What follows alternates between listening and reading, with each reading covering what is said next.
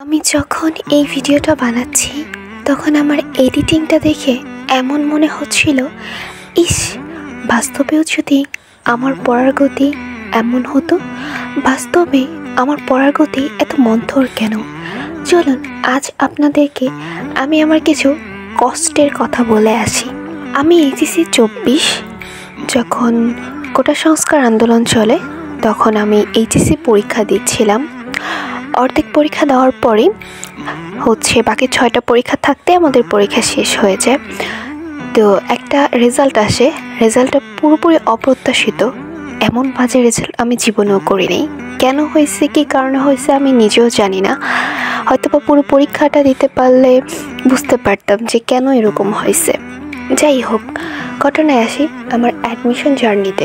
বছর টপ করা মেয়েটা এখন কোথাও পাসই করতে পারছে না, বা পাস করলেও সেই রকম মানসম্মত রেজাল্ট করছে না যাতে দেশের সেরা কোনো বিশ্ববিদ্যালয়ে সে পড়তে পারবে।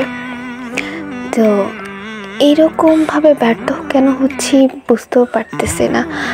এই ব্যর্থতা মেনেও নিতে পারতেছি না। কি হবে, কি করব? নিজের লাইফ নিয়ে অনেক ডিপ্রেশনে আছি। এই মুহূর্তে আমার কি করা উচিত?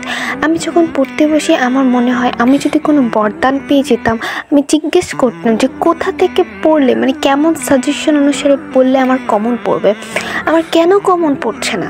কোচিংয়ের ভাইয়ারা যখন জিজ্ঞেস করে তোমার কোথাও কোনো সমস্যা আছে কিনা, আমি বলি আমার পুরোটাই তো সমস্যা। আমি তো বুঝতেই পারতেছি না, আমি ধরতেই পারতেছি না যে কোথা থেকে কোশ্চেন হবে। এটা যদি বুঝে পড়তে পারতাম তাহলে হয়তো বা একটু এগিয়ে যেতে পারতাম। কি করব বুঝতে পারতেছি না। এত হতাশ লাগে মাঝে মাঝে বলার মতো না। যাই হোক, সকালে ভালো থাকবেন, সুস্থ থাকবেন, আমার জন্য দোয়া করবেন।